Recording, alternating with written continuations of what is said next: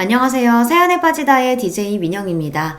오늘도 두 가지 사연 준비되어 있으니 끝까지 함께 해주시고요. 구독과 좋아요 버튼도 꼭 눌러주세요. 그럼 오늘의 사연 함께 시작해 볼게요. 안녕하십니까.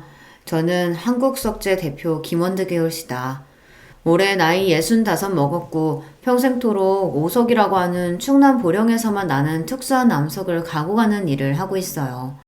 오석은 천년이 지나도 변하지 않는 돌로 유명해서 왕릉과 대통령의 비석으로 사용되어 온 희귀하고도 귀한 것입니다.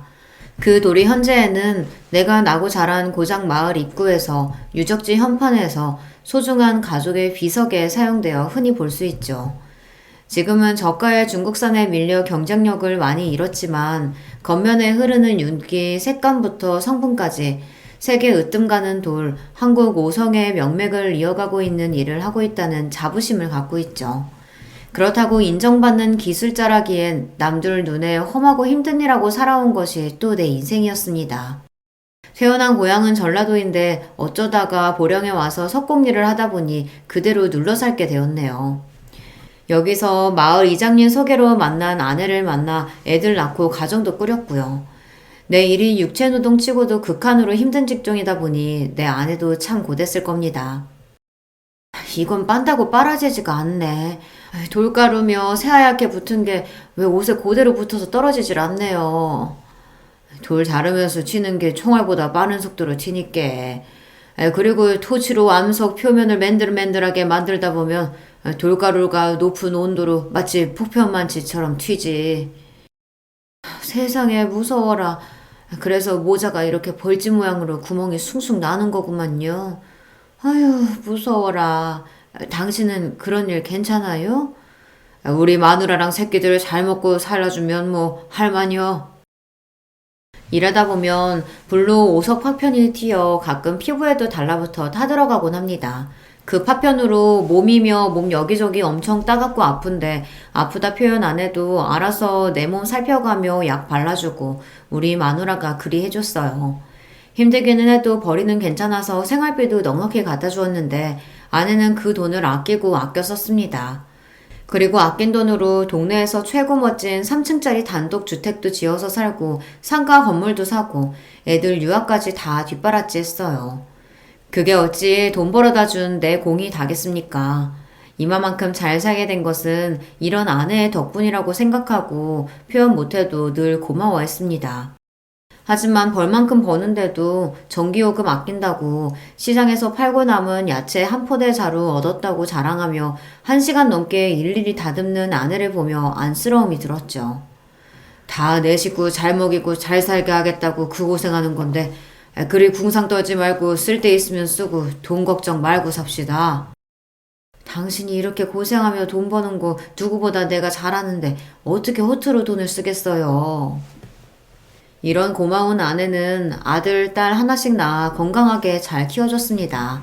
애들한테 대놓고 표현하지는 않았지만 나같이 돌가루 먹는 힘든 일은 안 했으면 했는데 다행히 아들은 공부를 썩 잘하더니 대학원까지 가서 박사님이 되었습니다.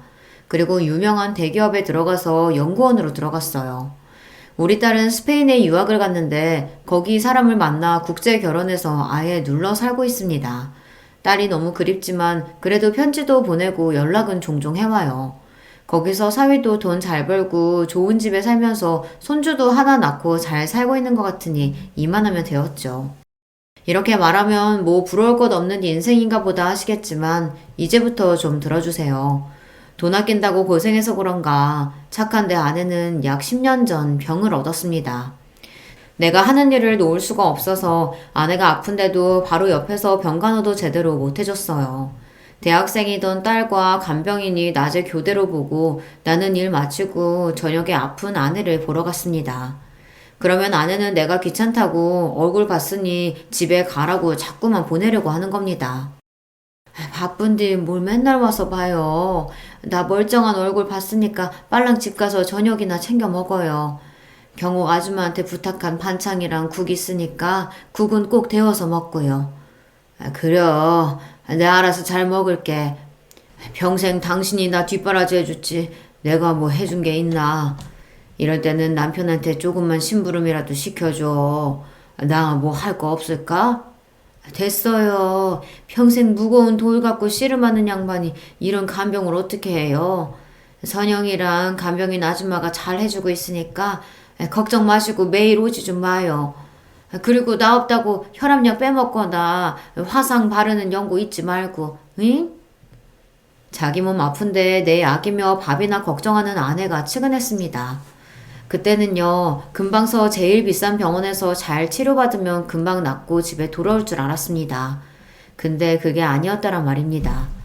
아내 몸에 있는 이 육실할 암덩이들이 생각보다 빨리 퍼져서 떨어질 생각도 안 한다고요. 그래서 아내의 몸은 갈수록 뼈만 앙상해지고 곱던 얼굴은 해골처럼 변해갔습니다. 그런 모습을 보는 게 괴로울 지경이었어요. 무식한 내가 어떻게 해줄 도리가 없었으니까요. 서울 좋은 병원으로 옮기면 나을까 해서 서울 최고 병원으로 바꿔봤지만 거기서도 이미 손 쓸 수 없는 상태라는 절망적인 말만 돌아왔습니다.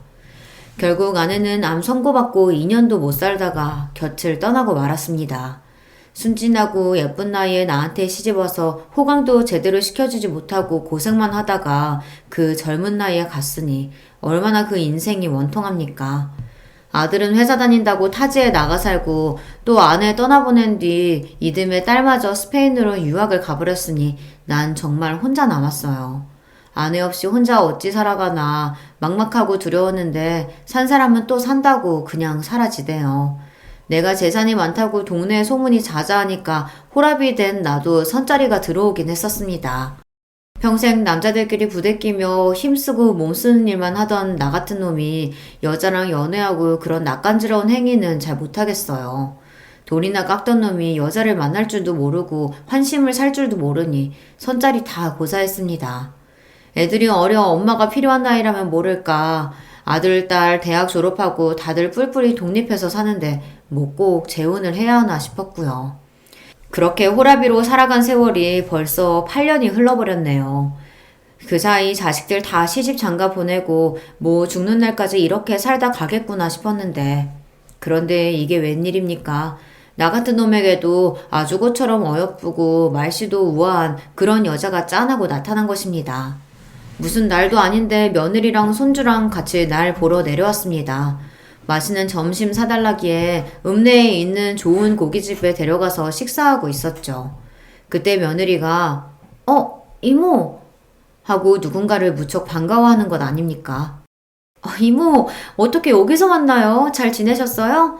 아버님, 저 예전 살던 동네에서 친하게 지내시던 이모예요. 그런데 이렇게 우연히 여기서 만나게 되네요. 같이 오신 일행 없으시면 이모도 우리랑 같이 하세요. 아버님, 합석 불편하신 건 아니시죠? 물론이지. 우리 며느리랑 친하게 지내신 이모님이면은 나한테 사돈뿐이나 마찬가지라는 소린데. 자, 여기 앉으십시오. 낯선 여성분과 함께 자리라니 어색하긴 했지만 그래도 그 여사님과 며느리가 나한테 살갑게 말을 붙여주니 분위기가 괜찮더군요. 그분은 아담한 체구의 고운 분홍 빛깔의 코트를 입으신 아주 단아하고 예쁜 용모를 가진 분이었습니다. 안녕하세요. 전 배현숙이라고 해요. 홍성군에 사는데 오늘 일이 있어서 고기 사러 여기까지 왔어요. 여기 고기가 그렇게 좋다고 들었습니다. 맞죠, 사장님? 예. 여기가 금방 축사해서 기른 놈으로 바로 도축해서 고기가 신선하고 아주 맛있어요. 홍성군에 사시면 우리 이웃이시구만요. 식사를 마치고 나오면서 서로 인사를 나누는데 며느리가 전화를 받더니 이렇게 얘기했습니다. 아버님, 저는 갑자기 급한 일이 생겨서 먼저 갈게요. 두 분은 어디 다방에서 차라도 드시고 가세요. 네? 꼭이요. 차는 무슨 차? 읍내에서 여성분이랑 단둘이 만났다가 동네에 소문 쫙 퍼진다잉. 수줍어하는 배 여사님은 날 보고 새초롬하니 웃으니 막 가슴이 두근거렸습니다. 사장님, 소문 무서우신 거예요? 이웃 주민끼리 차 한 잔이야 어떠랴 싶은데 저는 말이죠. 우리는 찻집에 앉아서 이런저런 얘기를 나누게 되었습니다. 배 여사는 학원에서 국어를 가르치는 선생님이었는데 남편을 상처하고 나서 홍성으로 내려와 살고 있다고 했어요. 어쩐지 말씨도 곱고 말도 잘하시는 것이 선생님 딱 어울리시는구만요. 실례지만 올해 나이가 저는 올해 56 먹었습니다. 사장님도 저랑 비슷한 연배실 것 같은데요. 예? 아이 말도 마요. 보통 사람이라 하면 내 한 70도 넘은 사람으로 보는디. 전 64입니다. 햇볕에 그을리고 주름진 피부, 몇 순 남지 않은 머리털 가진 영락없는 시골 늙은이지요. 어머, 그럴 리가요. 몸도 아주 탄탄하신 것이 웬만한 30대 청년보다 나으신걸요. 그렇게 청년 같은 몸매 유지하시는 비결이 궁금해요. 아유, 비결이랄 것이야. 제 일이 그렇습니다. 오석 바위 덩어리가 수십 톤, 최대 100톤에 이르는 어마무시한 걸 다루지요. 그런가 하면 제 손은 더 가관입니다.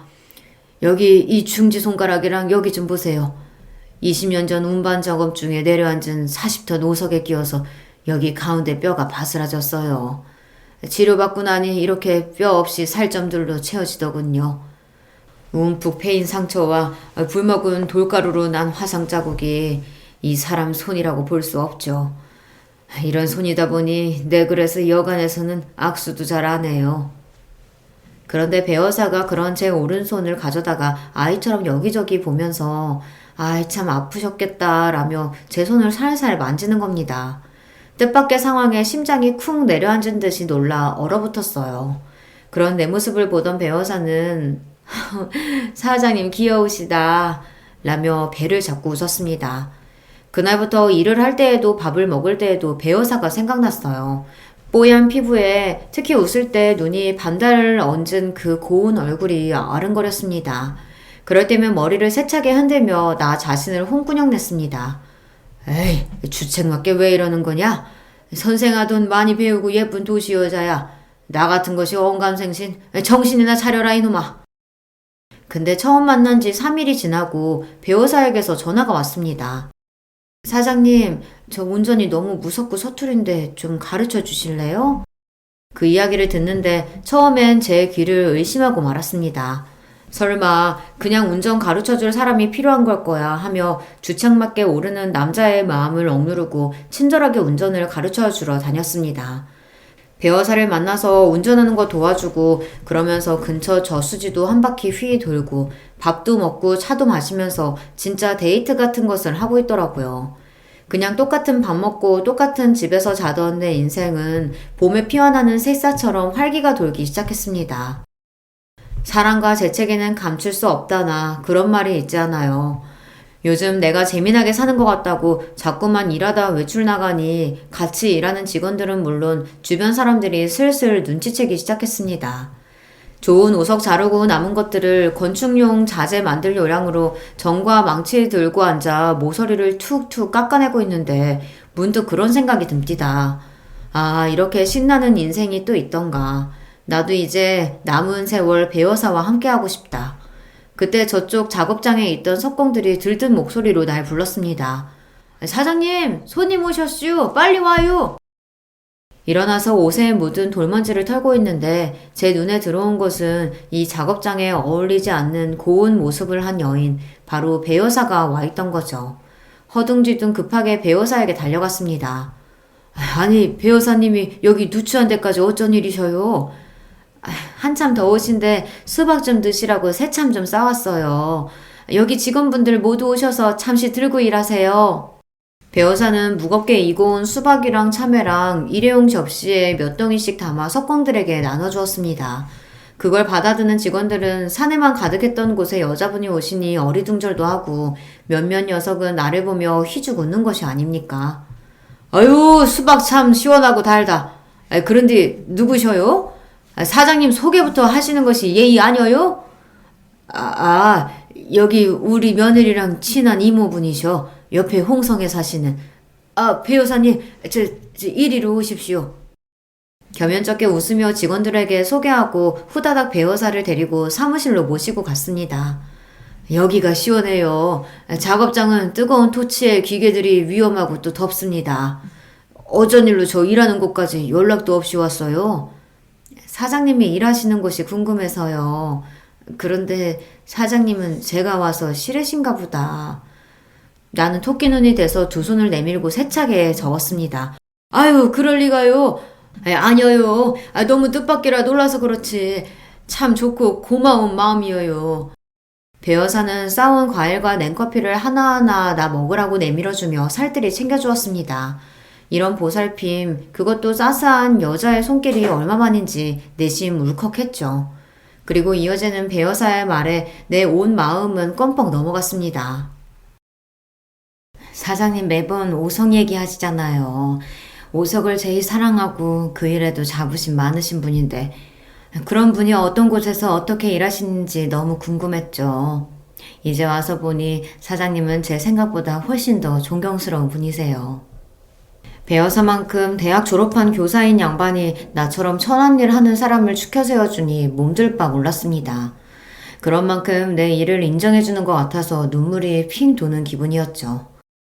또 감동하셔서 막 울려고 하신다. 이러니 내가 사장님 막 아이 갖고 챙겨주고 싶고 그래요. 이제 나는 주변에 배여사를 내 사람으로 소개하고 동네에 대놓고 연애하며 지냈습니다. 아니, 연애를 넘어서 자식들만 인정해준다면 같이 살림 차리고 싶었죠. 둘 다 상처한 지 오래겠다. 자식들도 다 키워놨겠다. 거릴 것도 없다고 생각했어요. 그런데 그게 아니더란 말입니다. 앞으로 나와 같이 새 인생 꾸려갈 좋은 분 만났다. 조만간 조촐하게 혼인식 열렸으면 하는데. 벼르고 벼르다가 아들 며느리가 집에 찾아온 김에 내 결심을 밝혔습니다. 그런데 뜻밖의 며느리는 두 손 들고 환영했어요. 어머, 축하드려요, 아버님. 그럼요. 아버님 인생이신데 재미나게 사셔야죠. 그렇지만 아들은 똥 씹은 표정으로 나를 노려보듯 이렇게 대꾸했습니다. 지금 연세에 무슨 재혼이세요? 아버지 예전 버릇 아직 못 고치셨네요. 그 무슨 소리야? 버릇이라니. 내가 바람이라도 폈단 말이요? 옛날에 엄마랑 부부싸움 하시면 꼭 튀어나오는 어떤 여자분 이름 있었잖아요. 그 얼마 만에 들어보는 이름인지. 정임이 황정임. 예전 시절 어쩌다가 아내랑 싸우면 아내는 꼭 내가 첫사랑을 못 잊어 산다며 원망했습니다. 정말 아닌데 쓰잘데없는 소리라고 외치고 집 밖으로 나와버린 적이 한두 번이 아니었죠. 그런데 그 광경을 목격한 아들마저 지금까지 오해하고 있던 모양입니다. 자식이라고 모를 줄 아셨어요? 정임이라는 여자 때문에 엄마 가슴에 대못 박으셨잖아요. 이제 엄마 돌아가셨으니 상관없다 이 말씀인가요? 아이고 억울해 죽겠네. 나는 정임이랑 아무 짓도 안 했어. 아니 애초에 그럴 건덕지도 없는 사이여. 너희 엄마가 오해한 걸 가지고 왜 너까지 이러냐? 정희미는 내 어릴 적 석공예를 배우겠다고 황 선생님 밑으로 들어갔을 때 만난 처자입니다. 태어나기를 전라도 어촌지방 입에 풀칠하기 어려운 집이었어요. 그 당시 기술공 하고 싶어도 어디 가르쳐주던 데가 있긴 하나요. 배운 것 없는 놈이 석공이 되어보겠다고 고향 떠나 스승님 댁에 3년을 살았습니다. 그저 기술자다 하면은 그분 하라시는 대로 뭐든 해야 했죠. 처음에는 집공살이도 아니고 머슴살이었어요. 그래도 내가 어디 갈 데가 있기라나 언젠가는 가르쳐 주시겠지 하며 기다렸습니다.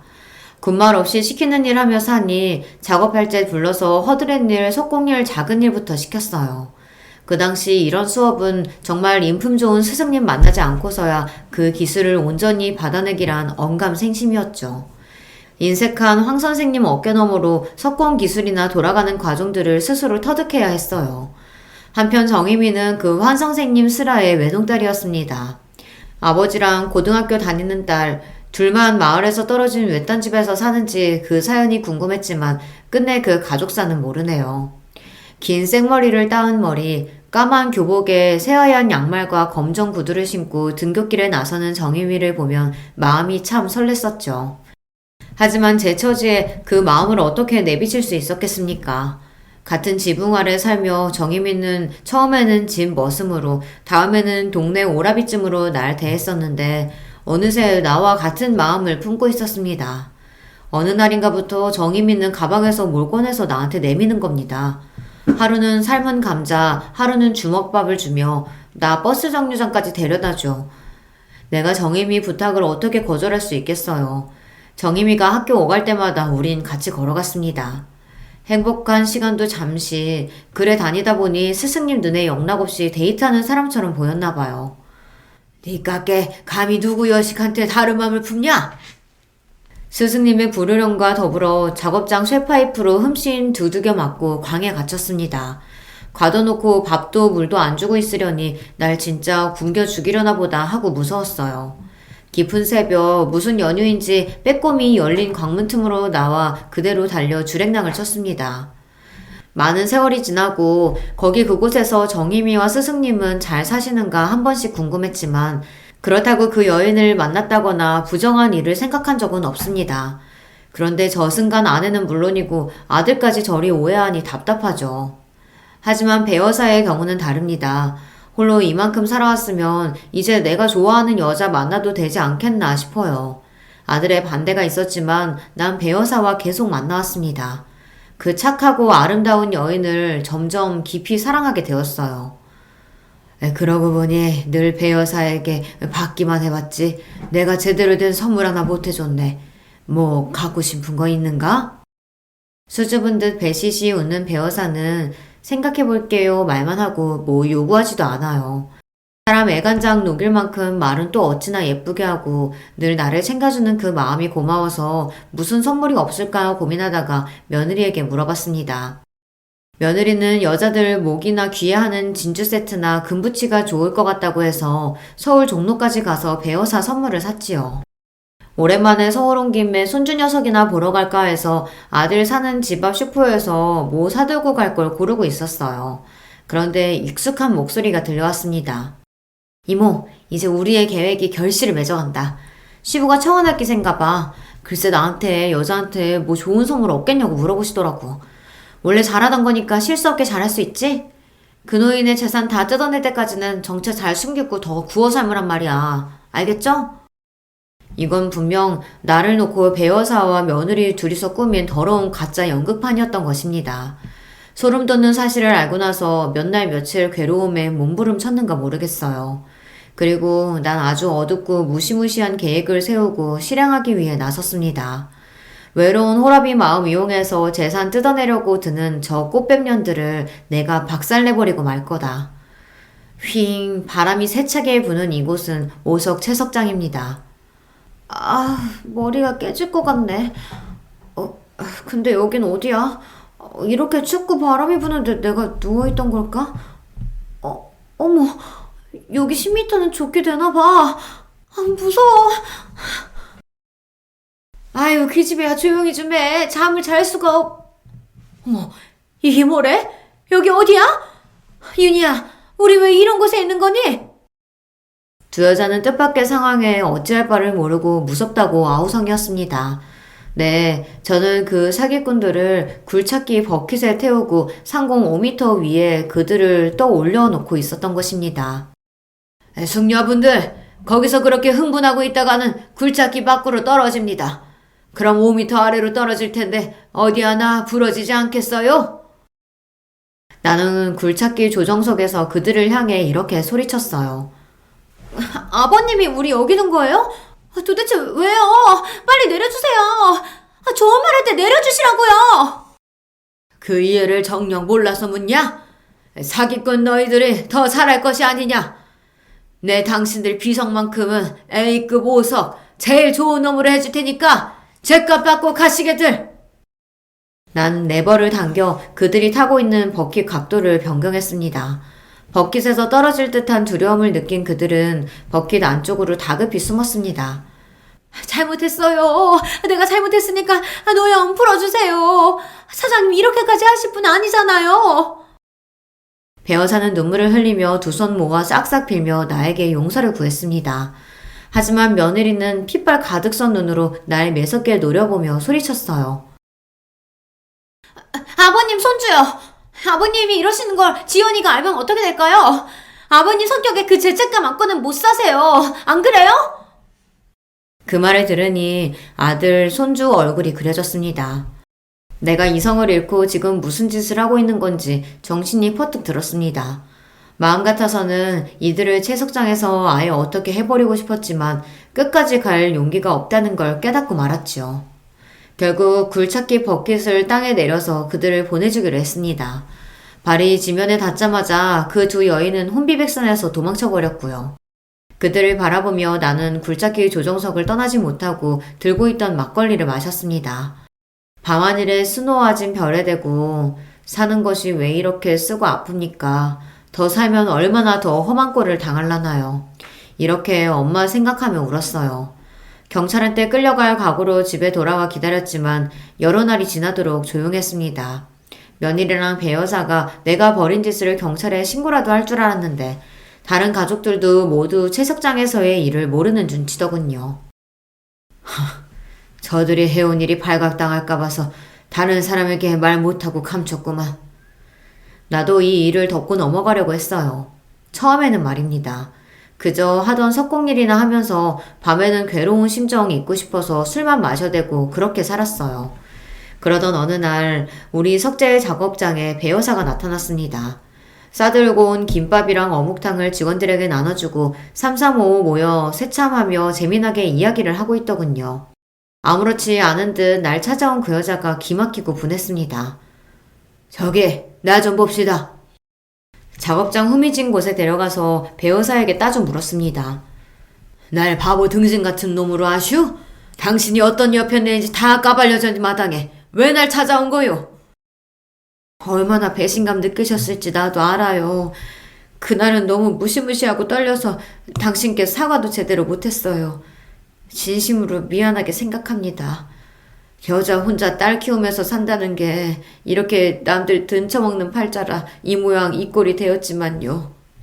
나 같은 년도 사장님이 진심으로 날 위해준 마음도 힘들게 일하며 사는 걸 아니까 죄책감과 미안함이 남네요.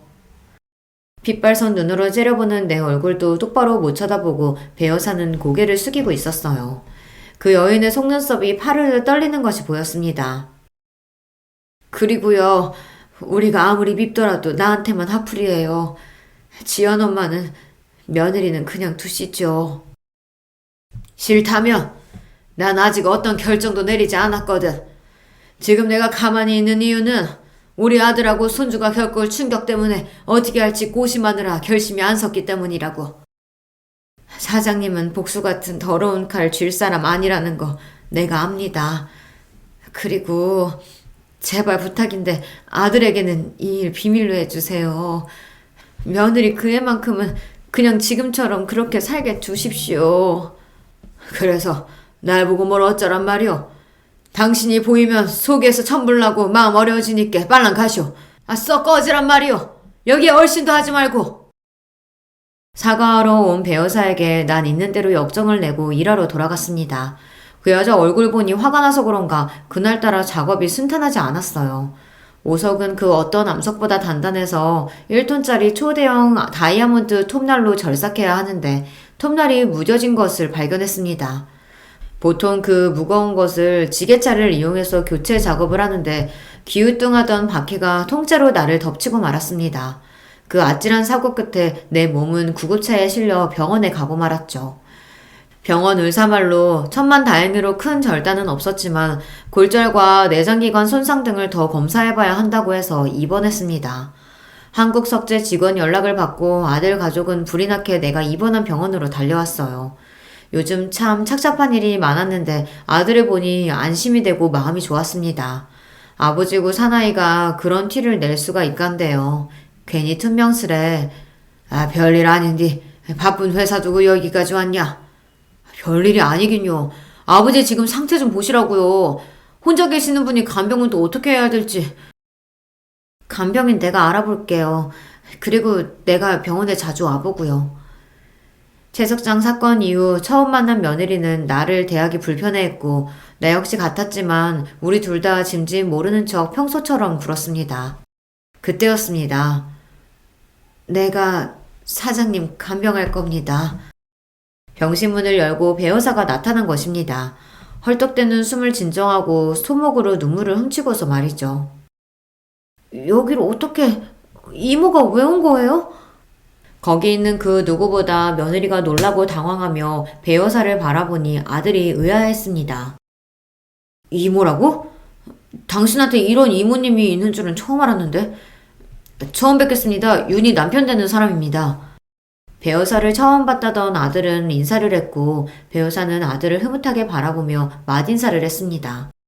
자식들 보내놓고 나니 우습게도 배우사와 나만 병실에 남았습니다. 꼴도 보기 싫으니 나가라고 역정을 내보았지만 배우사는 요지부동이었어요. 내가 뭐라고 하건 간에 내 옆에서 정말 마누라처럼 간병하기 시작했어요. 우습게도 지금 내가 가장 원망스러운 사람에게 기대어 입원 치료하는 생활을 하고만 거죠. 내 병실에 자주 드나드는 것은 배우사뿐이 아니었습니다. 며느리도 반찬 가져온다, 갈아입으로 챙겨온다며 그 먼 서울에서 일주일에 2번씩을 왔어요. 뻔뻔하게 자기 할 일 하는 배우사와 달리 며느리는 와서 계속 내 눈치고 겉으로는 웃으며 아양 떠는 모습입니다. 그리고 배우사 눈치도 보며 불편해하고 있는 것이 좀 이상하더군요. 어쩐지 며느리는 내 걱정 때문이 아니라 감시하러 자꾸 오는 게 아닌가 하는 의심마저 들었습니다. 이미 그 빤한 속을 겪어봤으니 그럴까요? 얼핏 잠이 들었다가 깼는데 두 여자가 소곤거리는 소리를 들었습니다. 오지 말래도 왜 자꾸 이러는 건데요? 이미 우리 계획은 물거품 됐고 이러신다고 저 노인네 마음이 돌아설 것 같아요? 그런 거랑 상관없어. 그저 저 사람 아프다고 저렇게 누워있는 꼴이 보기 싫어서야. 나한테 지극정성 잘해준 사람한테 병간호 정도도 못해주니? 너나 기름도적 해먹은 개눈같이 불안 터느라 자주 오지 좀 마라. 나한테 계획이 발각된 뒤로는 저 둘의 사이도 껄끄러워진 모양입니다. 며느리가 가고 나서 간곡하게 배우사에게 불편하니 이만 가달라고 말했어요. 하지만 그 여인은 끝까지 내 옆에서 있겠다 했습니다. 사장님 멀쩡하게 걸어나가는 모습 보고 그때 눈앞에서 사라져 줄게요. 솔직히 까놓고 저 지금 돈 없어요. 물 사고 쌀 살 돈도요. 사장님은 외롭고 몸은 다쳤어도 돈 많으시잖아요. 그냥 간병에 쓴다고 생각하시고 나한테 월급 200만 원만 주고 편하게 부리세요. 솔직하고 당당하게 말하는 모습을 보니 배신당하고 나서 처음으로 그 진심이 전해졌습니다. 이렇듯 배여사는 내가 자기 조카가 싫다고 해도 뻔뻔하게 내 곁을 지키고 있습니다. 나랑 대판 싸움 마누라거나 아니면 이혼한 전처가 아니냐며 병원 사람들은 배여사와 무슨 관계냐고 궁금해합니다. 거기에 날 극진히 살피는 배여사의 모습을 지켜보던 아들마저 생각을 고쳐먹었나 봅니다. 왜 말씀 안 하셨어요? 전에 아빠가 좋아하신다고 말한 분이 지금 그 배여사님이라면서요. 이렇게 보니 배여사님 참 좋은 분 같아요. 아무래도 제가 너무 옹졸하게 생각했나 봐요. 이렇게 도움이 필요할 때 자식이 아니라 옆에 계신 분이 최고인 건데. 저 아버지가 여사님과 합치신다고 해도 이제 반대하지 않을게요. 당치도 않은 소리. 그 여자랑 나 그럴 마음 하나 없다. 그렇게 좋아하던 내가 이렇게 돌변한 걸 보고 아들은 의아했습니다. 하지만 아들에게 핀찬 주었던 것과는 달리 심경의 변화를 나 스스로 느끼고 있어요. 함께 지내다 보니 어느새 미운 감정은 눈 녹듯 사라지고 이제 배여사가 없으면 안 될 것 같은 마음이 들었던 건 솔직한 심정이었죠. 하지만 내 마음이 그 여인에게 기울어지고 신뢰가 쌓여갈수록 마음은 무겁고 아파왔습니다. 또다시 날 속이는 거면 어쩌지. 그래서 한 가지 묘안을 생각해냈습니다. 병실에 들어온 배여사에게 나는 눈물을 흘리는 척 연기하며 말했습니다. 아이고, 나는 어쩌면 좋단 말이오. 방금 의사가 검사 결과 얘기해줬는데 나 암에 걸렸다고 하네. 얼마 뒤 잘이 나면 암 병동으로 옮겨서 치료하라고 말이야. 그 말을 듣던 배우사는 믿을 수 없다는 표정으로 있다 금세 후두둑 눈물까지 손등에 뿌렸습니다. 뜨겁게 내 손을 잡고 울먹이면서 말했어요. 설령 당신 몸에 암이 있다고 해도 치료 잘 받고 하면 싹 나을 수 있을 거예요. 내가 계속 옆에서 도와줄게요. 당신 잘못 안 되니까 걱정하지 마세요. 날 위해 눈물까지 펑펑 쏟으며 우는 모습을 보니 내 마음이 다 찡했습니다. 몇 달 못 살고 가는 몸이 되었으면 날 내버려줄 거라고 예상했는데 오히려 전보다 더 그 여인은 나를 정성스레 간병해주고 있었어요. 암 환자에게 좋은 음식이 뭔가 찾아봤는데요. 이런 채식 위주로 하래요. 집에서 만들어 온 채소 스프인데 이거 먹고 암 완치한 분들이 그렇게나 많다네요. 한번 드셔보세요. 입에 안 맞아도 약이라 생각하고 꿀떡꿀떡 넘겨요. 내 거짓말에 속아서 더 열심히 날 간호하는 배우사에게 미안한 마음이 정말 커졌습니다. 이 일을 사실대로 토해내야 하는데 언제 해야 하나 갈팡질팡 하던 어느 날 일이 터지고 말았죠. 병실 문을 닫고 나를 보며 들어오는 배 여사의 표정이 심상치가 않았습니다. 몸 뒤로 막 검은 연기가 뻗어나가는 듯이 저승사자처럼 보여서 그 기에 눌려버렸어요. 배 여사는 잔뜩 가라앉은 어조로 이렇게 내뱉었습니다. 사장님이 절 된톡 속였었네요. 나 아까 들어 알게 됐어요. 간호사 데스크에 가서 언제 암 병동으로 옮기나 물어보니 사장님 암 같은 거 없다더군요. 암이라는 말은 날 못 믿어서 내가 어떻게 나오나 시험하기 위해 지어낸 말이죠. 배 여사는 얼굴이 벌개지고 몸을 부들부들 떨고 있었습니다. 내가 한 거짓말 때문에 얼마나 큰 배신감을 느낀 걸까요? 하지만 내 속마음과 달리 비꼬듯 얘기하며 그 여인에게 상처 주고 싶었습니다. 당신이 나한테 오석 같은 여자가 되어주길 바랬거든.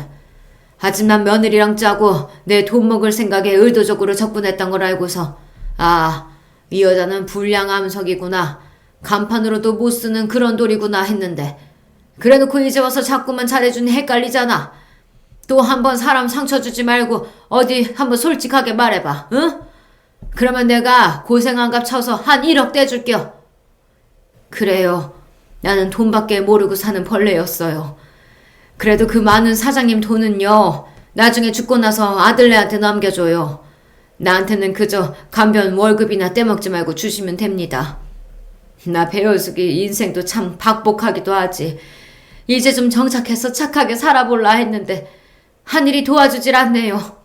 나 집에 다녀옵니다. 그럼 쉬세요. 나한테 애써 씁쓸한 웃음을 보이며 돌아서던 배 여사는 몇 걸음 가다가 우뚝 서서 뒤돌아 서 있는 채로 나지막하게 물었습니다. 한번 사고 치면 영 그 사람 못 쓰게 되는 것인가요? 날 그렇게 못 믿었어요? 이제 조금 서운하려고 하네요. 이렇게 말하고는 그대로 병실 밖으로 나갔습니다. 하지만 금방 돌아올 줄 알았던 배 여사는 그 뒤로 병실에 오지 않았어요.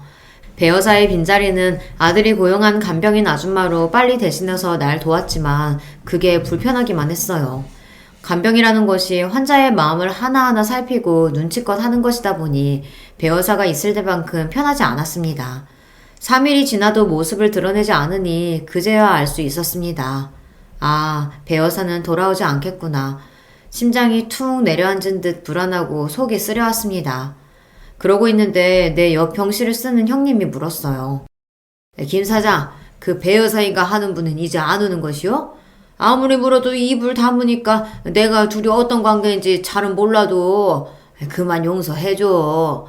나이 70 넘고 80 넘고 해봐. 악연이든 그게 뭐로 이어진 인연이든 간에 지금 내 옆에 같이 얘기하고 밥 떠먹여주는 사람이 최고인 거요. 게다가 그 여자는 김 사장 많이 애끼고 좋아하는 것만 같더만. 배 여사가 그리운 마음인지 간병인으로서 살뜰히 챙겨준 솜씨가 아쉬운 건지 잘 모르겠지만 그래도 한 가지는 확실히 알 수 있었습니다. 나에게는 배 여사가 정말 꼭 필요한 사람이라는 것을요. 얼마 뒤 병원에서 퇴원하자마자 난 바로 배 여사를 만나러 가기 위해 홍성집에 가봤습니다. 그런데 배 여사 집은 텅 비어 있었고 꼭대기층에 산다는 집주인에게 물어봤어요. 여기 1층 살던 배씨성 가진 분요? 얼마 전에 이사 나갔어요. 원래 딱 1년 계약하고 아직 2달이나 남았는데도 서둘러 나가대요. 가볼 만한 곳은 샅샅이 찾아봤지만 어디서도 배 여사의 행방은 찾을 수 없었어요. 심지어 며느리조차 모르겠다고 했습니다. 며느리는 이모가 자기 전화도 받지 않는다고 투덜거렸어요. 속상하게 만든 나를 떠난 거야 그렇다 치지만 이사 나가고 자기 조카한테까지 연락 끊고 잠적할 사정이 무엇입니까? 난 이상하게 자꾸만 배 여사가 불안하고 걱정이 되었습니다. 근데 기다리던 배 여사의 전화가 왔습니다. 마지막으로 사장님 목소리 듣고 싶어서 전화해봤어요. 나 참 질척이고 구질구질하죠. 여기 저수지 보며 내 삶을 돌아보니 그럽디다. 처음부터 그런 모양새로 살려던 건 아니었는데 어쩌다 보니 감옥에도 다녀왔고 먹고 산다고 사람 이용해 먹던 걸레 같은 날 누가 좋다고 하겠어요. 사장님도 내가 꾸며낸 국어 선생하던 그런 여자가 좋았던 거 아니에요? 나도 돌아가신 사모님처럼 아니면 첫사랑 여자처럼 만났으면 꽤 괜찮게 그리 살 수 있었을까요? 수학이 너무 들리는 목소리가 이미 술에 잔뜩 취해 꼬부라져 있었고, 더 큰 걱정은 나쁜 마음 먹기 전 마지막 할 말을 하는 사람 같았다는 겁니다. 난 몹시 다급해져서 계속해서 어디냐고 물었어요. 그래도 묵묵부답인 배 여사에게 격앙된 목소리로 말했습니다. 당신이 모여도 좋으니 딱 한 번만 만나실다. 응? 지금 어디요? 위치를 듣자마자 난 번개같이 차에 올라타 배 여사가 있다는 저수지로 몰았습니다. 저수지 주변을 찾아보다가 얇은 옷가지가 바닥에 펄럭이며 위태롭게 서 있는 배 여사를 볼 수 있었어요. 보자마자 우리는 서로 거칠게 끌어안았습니다. 그 저수지에서 눈물의 화해를 하고 또 서로의 마음을 확인하고 말았죠. 배 여사를 내 집에 데려와서 그날부터 같이 살기로 했습니다. 다 늙어서 하는 사랑이라지만 이젠 어디 눈치 볼 것도 거칠 것도 없으니까요. 더 이상 마음 속이지 말고 지금 느끼는 대로 믿는 대로 살고 싶었습니다. 하지만 우리의 동거 생활은 머지않아 발각되고 놀라운 사실 앞에 서고 말았죠. 얼마 뒤 집에 찾아온 며느리가 나와 배 여사가 함께 있는 집을 보고서는 기겁하며 놀랬습니다. 나와 배 여사를 번갈아 보던 며느리는 배 여사를 쏘아보며 날카롭게 말했어요. 설마 두 분 같이 살고 있는 거예요? 연락도 두절되더니 이러고 사셨어? 귀엽고 사고에 치고 말았네. 아버님 꼬셔보라고만 했지. 엄마가 그렇게 나오면 이 집안 관계가 얽히게 됐는데 진짜 콩가루 집안 만들 셈이야? 나도 어쩔 수 없었어. 그리고 이런 말 어떨진 모르지만 어쩌면 네가 이유당할 수도 있잖아. 그러면 내가 너희 시아버지와 결혼하는데 아무 문제 없지. 나와 배 여사가 진심으로 사랑하는 사이가 된 것을 알게 된 며느리는 배신감에 목소리가 떨려왔습니다. 뭐? 엄마 진짜 이런 사람이야? 남자한테 빠져서 딸까지 이혼시킬 양반이네? 아니, 난 지금 그대로 잘 살 거야. 게다가 이 집안에 장손도 낳아준 몸이라고. 물러나야 할 사람은 바로 엄마라고. 맞죠, 아버님? 아버님은 자식들 몰라라고 여자나 선택할 분 아니시잖아요. 그래, 상관없어. 사장님이 그리 결심한다면 나도 군말 없이 따를 거다. 너와의 관계, 그것 빼고는 내 과거 모두를 사장님한테 털어놨었고 그거 알고도 날 받아주신 분이야. 잠깐만. 내가 잘못 들은 건가? 엄마라니, 배 여사를 왜 그렇게 부르냐? 며느리가 시집올 때 만난 안사도는 분명 배 여사가 아닌 다른 분이었습니다. 도무지 믿을 수 없는 상황에 놓이니 난 머리가 뒤죽박죽했어요. 난처해하는 며느리는 결국 이야기를 털어놓고 말았습니다. 아버님, 정말 죄송한데요. 저분이 절 낳아주신 친모 맞아요. 결혼식 때 만나셨던 제 친정엄마가 사실은 이모세요. 저분이 감옥에 가면서 어린 저를 이모댁에 맡기셔서 실제로 저를 키워주신 분도 이모고요. 하지만 저한테 엄마는 그분이지 저분은 아니에요. 아무리 그렇다고 해도 그렇지 제 친모가 아버님이랑 이러는 건 말이 안 되잖아요. 그러니까 이 관계 접으세요. 네? 바로 배 여사와 며느리는 모녀 관계였다는 것을 알게 된 것입니다. 너무 큰 충격에 어지럽고 한동안 아무 말도 할 수가 없었어요. 배 여사는 훌쩍이며 미안하다며 중얼거리고 있었고요. 며느리는 아버님과 당장 헤어져라고 방방 뛰면서 배 여사와 옥신각신 싸웠습니다. 듣고 있던 여러분도 믿기지 않으시겠지만 이 모두는 사실이고요. 며느리가 꼭 헤어지라고 자기 친모를 내쫓으라고 내 손을 잡고 신신당부하고 서울로 올라갔습니다. 한동안 넋이 나가있던 나는 정신 차리고 배 여사에게 물었어요. 이 놀라운 일을 당신은 끝까지 나에게 숨긴 거요? 배 여사는 흐느끼며 울기만 할 뿐 나에게 아무 말도 하지 못했어요. 당신이 2번이나 이혼한 여자라고 해도 괜찮았어. 한 번 결혼은 유부남인 줄 모르고 당해서 간통죄로 감옥 갔다고 해도 딸 키워보겠다고 돈 많고 병든 늙은이 꼬셔서 후추로 들어가 살았단 말 들었어도 난 당신을 받아들였어. 왜? 그래도 많이 좋아하니까. 내 여자의 지난 과거는 나만 묻고 살면 되니까. 하지만 이건 아니잖여. 숨겨도 숨겨지지가 않는 것이 천륜인데.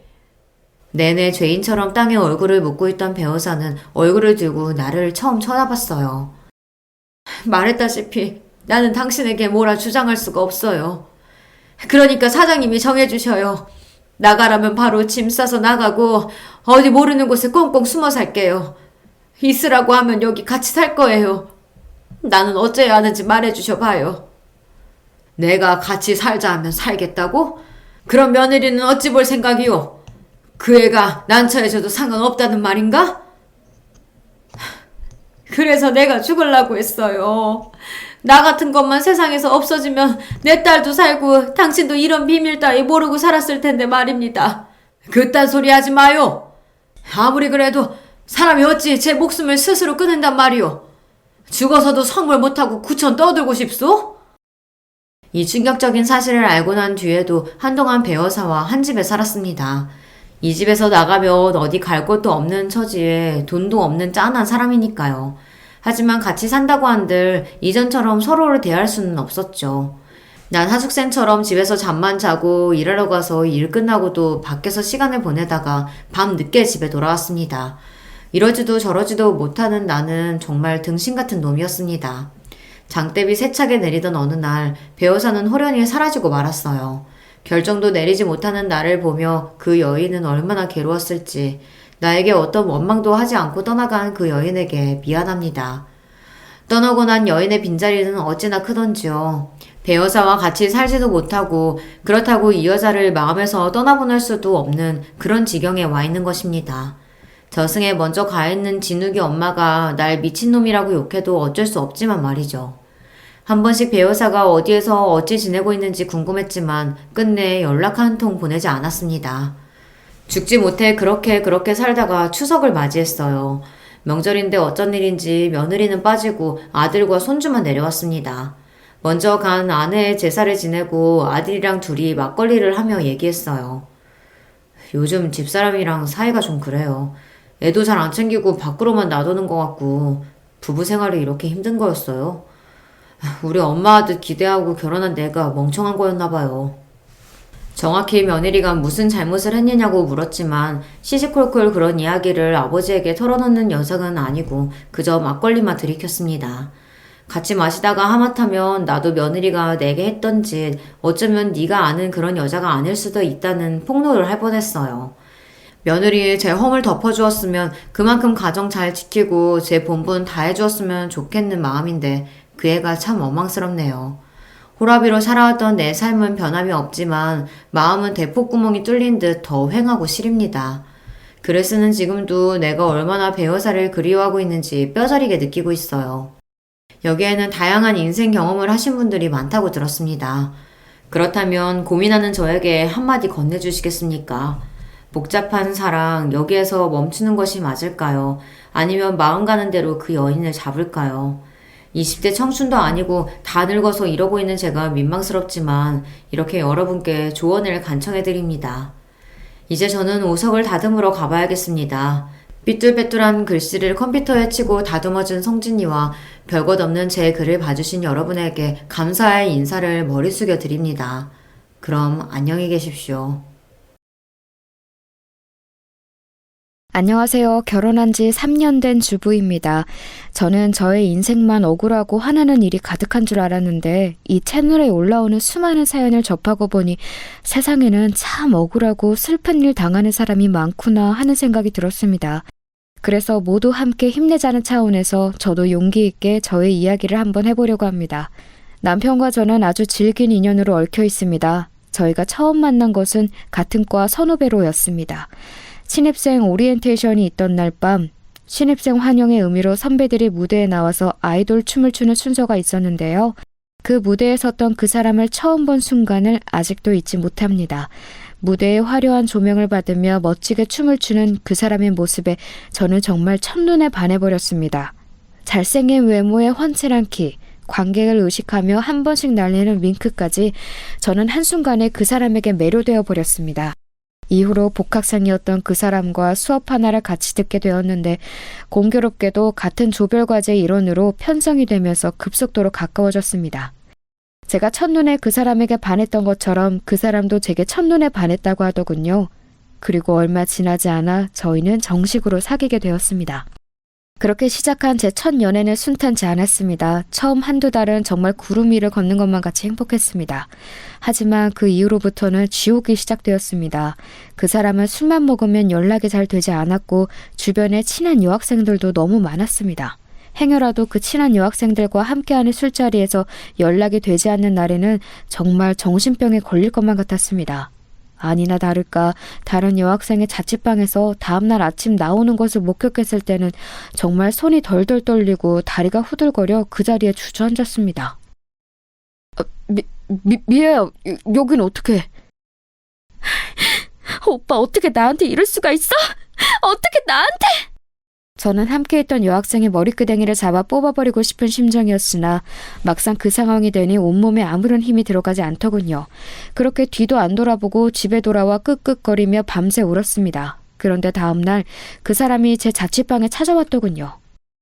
미애야, 정말 미안해. 술 먹고 실수한 거야. 다시는 이런 일 없을 거야. 내가 오늘부로 진짜 술 끊는다. 됐어, 오빠. 이만 돌아가. 우린 끝났어. 미애야, 내가 진짜 잘못했어. 내가 진짜 이렇게까지 빌게.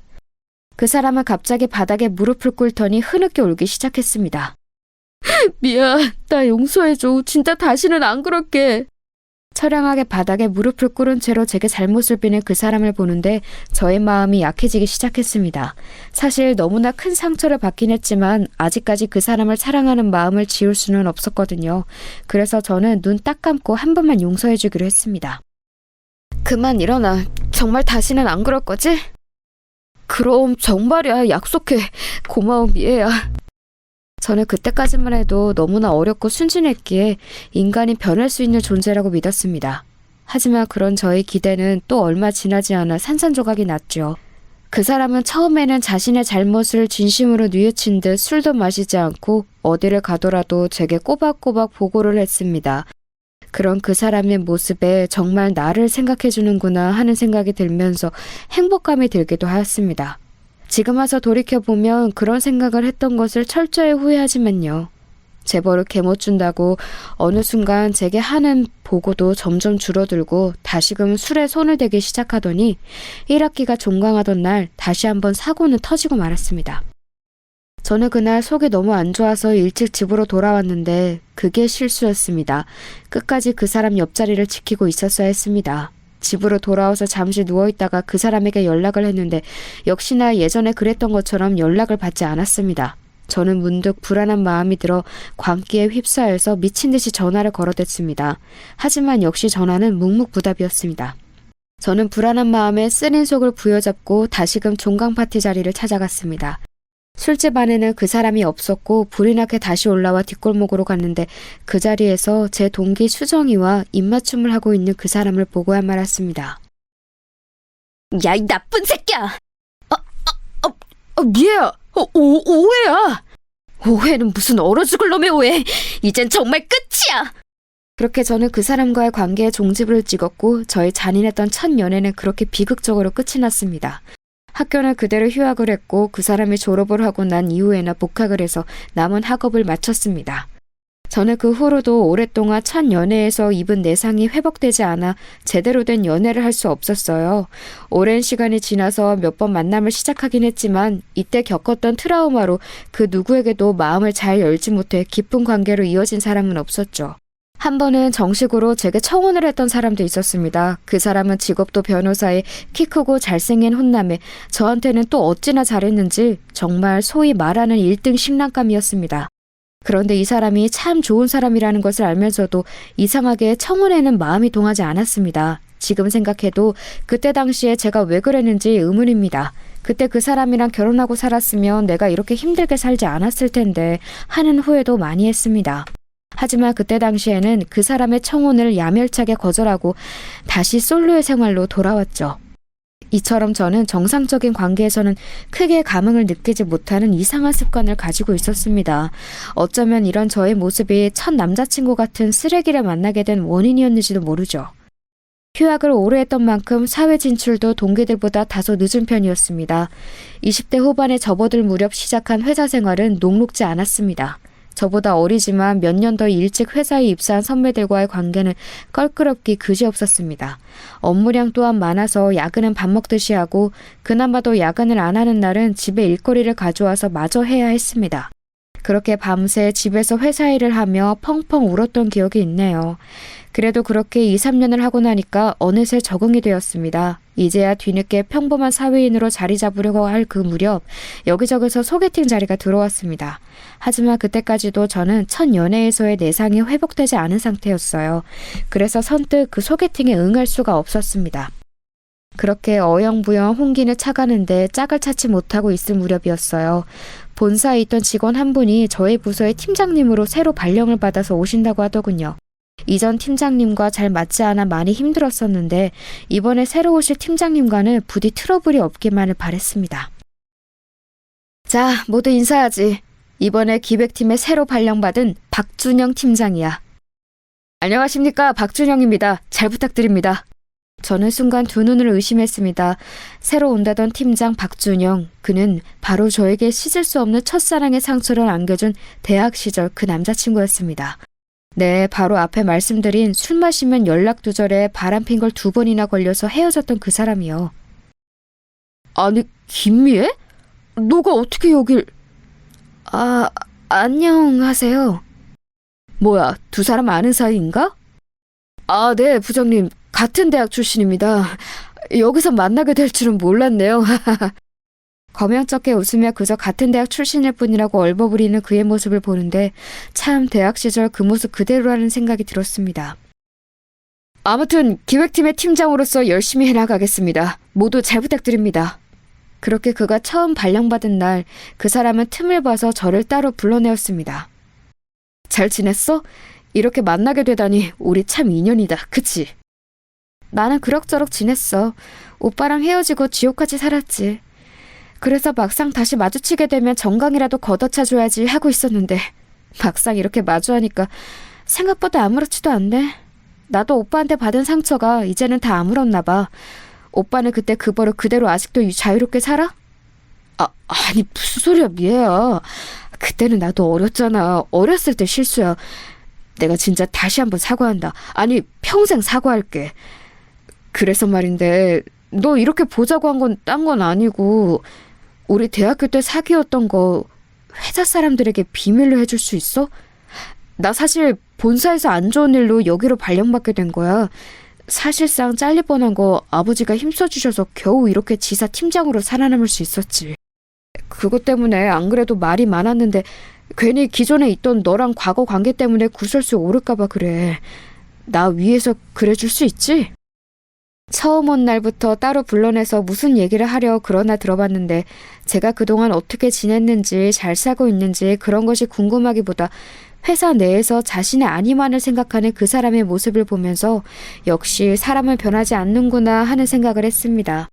그래도 오히려 환상 속에만 두고 영원히 미워하기보다 이렇게 실제로 마주하고 생각보다 과거의 상처가 아무렇지 않은 저 자신의 모습을 보는 것이 나쁘지 않았습니다. 이쯤 되면 이 사람과의 과거는 완전히 떠나보내고 제대로 새로운 사랑을 시작할 수 있겠다 싶었습니다. 그 이후로 그 사람과는 팀장과 팀원으로 서로 쿨하게 지냈습니다. 업무 외적인 대화는 거의 하지 않았어요. 그 사람도 안 좋게 자촌되어서 온 것이니 몸을 사리는 듯 했고 저도 더 이상 그 사람에게 어떠한 감정도 남아있지 않았기 때문에 마치 이별 뒤에도 서로 잘 지내는 헐리우드 커플들처럼 그렇게 각자의 회사 생활에 집중했죠. 그런데 이제 더 이상 어떠한 감정도 남아있지 않다고 자신의 넘쳤던 마음이 무색해질 만한 일들이 자꾸 생겼습니다. 그 사람은 팀장의 자리를 맡기엔 부족한 사람이었어요. 업무 실수도 잦고 팀을 통솔할 리더십도 부족했습니다. 명색이 기획팀인데 업무 성과가 계속해서 저조하자 여러 번 부장님이나 어른들에게 불려가서 핀잔을 들었습니다. 팀장이 그 사람의 업무에서 빵꾸가 난 것은 대리인 제가 다 메꿔야 했습니다. 그러자면 야근을 밥 먹듯이 해야 했습니다. 어떤 날은 그 사람과 저만 불 꺼진 사무실에 남아 그 사람이 실수한 업무를 만회하느라 밤을 샌 적도 있는데 아무리 헐리우드 커플처럼 쿨하게 대하기로 했어도 그날만큼은 정말 불편하고 어색하더군요. 그렇게 그 사람 때문에 더 과증된 회사 업무로 나날이 보내고 있었을 때였습니다. 그날도 밤새 야근을 하고 졸린 눈으로 탕비실 뒤쪽 휴게 소파에서 눈을 잠시 붙이려고 몸을 기댔을 무렵 옆 부서 직원 2-3명이 커피를 타러 들어왔습니다. 그들은 제가 뒤쪽에 있는지 모르는 눈치였습니다. 기획팀 진짜 불쌍하지 않냐? 어디서 낙하산 팀장 하나 굴러 들어와가지고 팀원들 개고생시키네. 낙하산? 박준영 팀장 낙하산이야? 진짜로? 그것도 몰랐어? 처음 발령받을 때부터 유명했잖아. 박준영 팀장 아버지가 국회의원 박성권이래. 박성권? 민주평화당 원내대표 그 박성권? 와, 미쳤다. 엄청 거물의 아들이었구나. 그래. 그래서 본사도 낙하산으로 들어간 건데 본사에 있을 때 초보도 안 하는 발주 실수를 해가지고 아무리 박성권 아들이어도 계속 또 안고 있을 순 없었나 봐. 그 실수로 입은 피해만 몇 억이라지 아마? 그래서 거의 잘리는 거였는데 또 아버지가 손을 쓴 거지. 그렇게 흘러 우리 지사 기획팀까지 오게 된 건데 애꿎은 팀원들만 불쌍하게 됐지 뭐.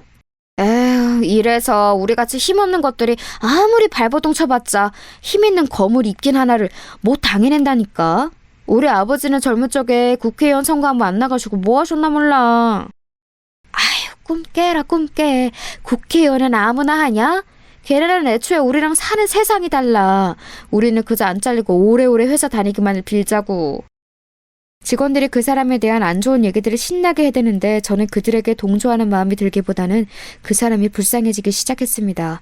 그래도 한때는 사랑했던 사람이었다고 미운 정이 든 건지 오히려 뒷담화를 하는 직원들이 미워지려고까지 했어요. 그렇습니다. 그 사람은 유명한 국회의원의 아들로 학창시절부터 유명했고 왕자님처럼 자랐기 때문에 모든 사회생활 면에서 서툴렀습니다. 나중에 들어보니 학점도 겨우 졸업할 정도로 간신히 맞췄다고 하네요.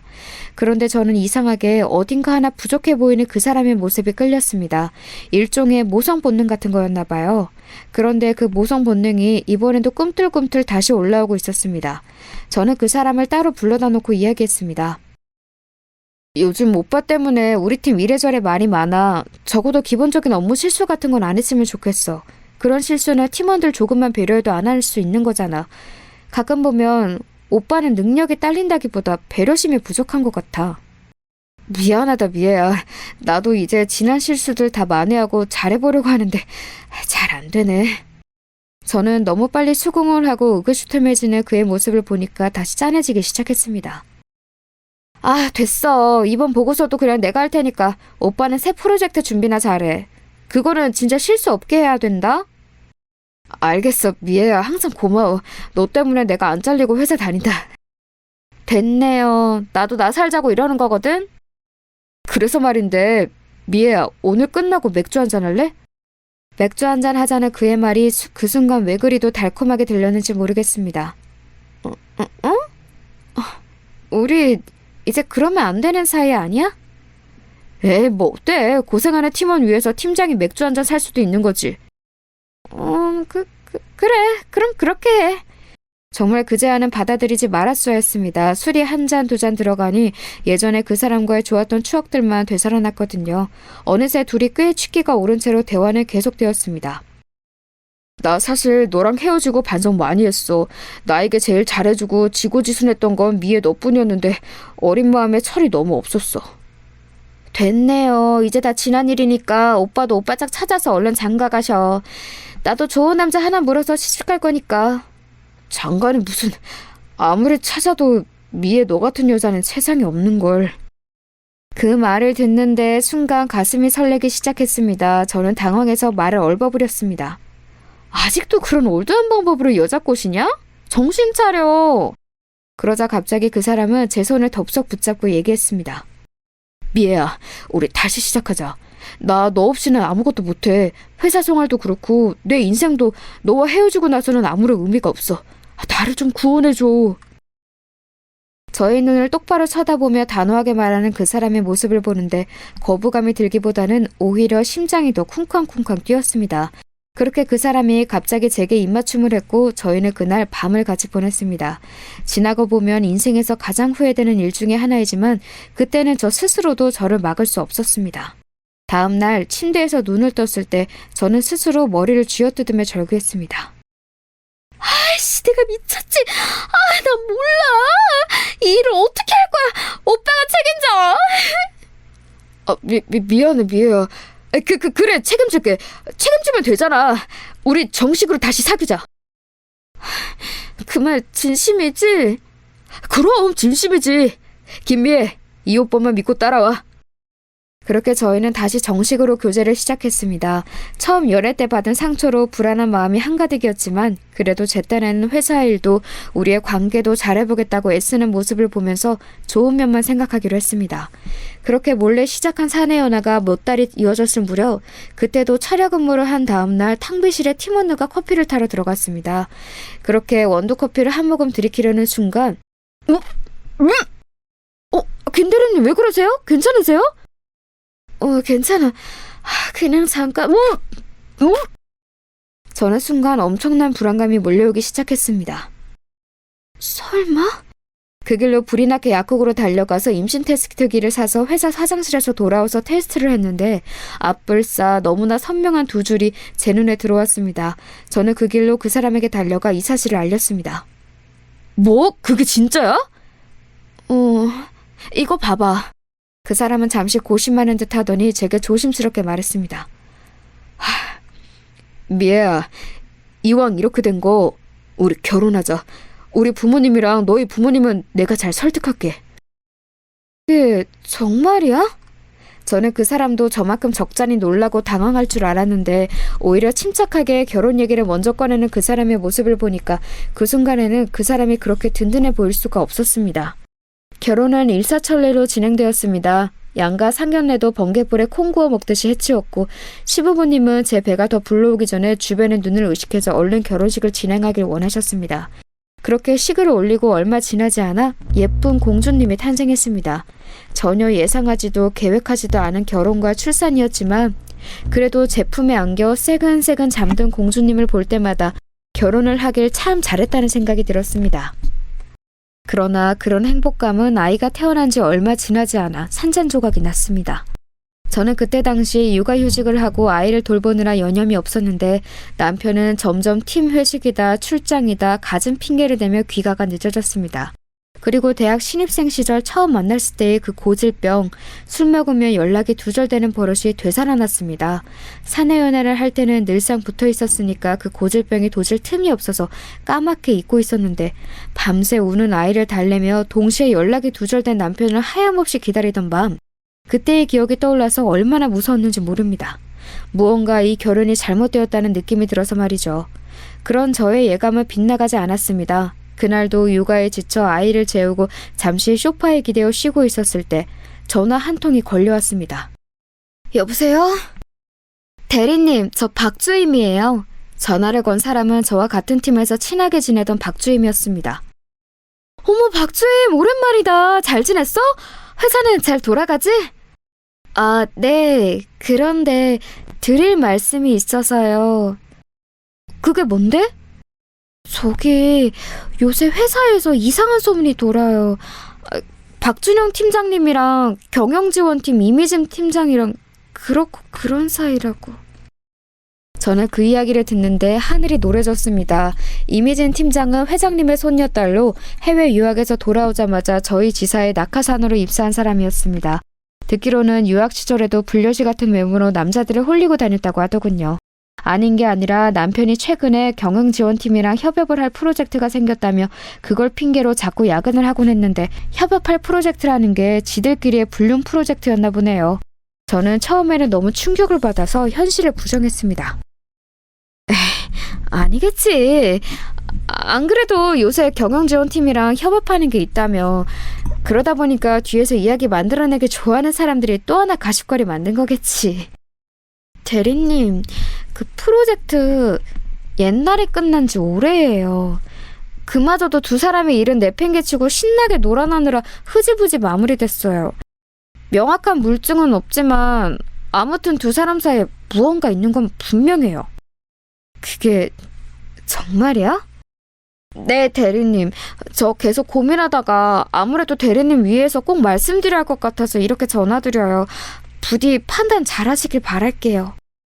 저는 계속해서 박주임의 말을 믿을 수 없었습니다. 버젓이 저희 팀원들이 이렇게 옆에 있고 심지어 그 팀원들 중에는 박주임처럼 저랑 친한 직원들도 있는데 그런 상황에서 두 사람이 과감하게 불륜을 저지른다고요? 저는 아무리 생각해도 상식적으로 납득이 가질 않았습니다. 둘 중 하나라고 생각했어요.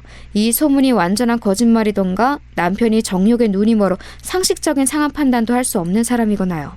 그래서 저는 제 두 눈으로 이 사실을 확인해 보기로 했습니다. 마침 친정엄마가 동생네 일주일 정도 머무르기 위해 서울로 올라오신다고 해서 딸아이는 친정엄마에게 맡겨놓고 본격적으로 남편의 뒤를 캐기 시작했습니다. 처음 며칠은 아무것도 나오는 게 없었습니다. 회사 맞은편 건물 카페에서 하루 종일 잠복하며 동태를 살펴도 별다른 게 없었고 남편도 그 며칠은 무언가 꺼림칙했는지 일찍 귀가를 했습니다. 하지만 며칠 뒤 한 번 더 남편의 뒤를 밟은 결과 저는 너무 충격적인 장면을 마주해야 했습니다. 남편은 그날도 경영지원팀과의 협업 업무로 야근을 할 거라고 얘기하고 출근한 상태였습니다. 저는 어차피 의미 없이 낮부터 잠복을 해봤자 수확이 없을 것이라고 생각하고 그날은 퇴근 시간이 가까웠을 무렵부터 잠복을 했습니다. 날이 어둑어둑해지고 아직까지 남편이 근무하는 층에는 불이 켜져 있었습니다. 경영지원팀과는 바로 위아래층에 위치하고 있어 다 불을 켜고 아직 근무 중인 것을 알 수 있었죠. 그것을 보면서 일만이라도 남편이 진짜 야근을 하고 있구나 라고 안심을 했던 제 자신이 바보 같습니다. 얼마 지나지 않아 직원들이 하나둘 퇴근하느라 회사 건물 1층을 나서는 모습들이 보였습니다. 그렇게 한 30분쯤 지났을까요? 갑자기 기획팀 층과 경영지원팀 층의 불이 꺼지기 시작했습니다.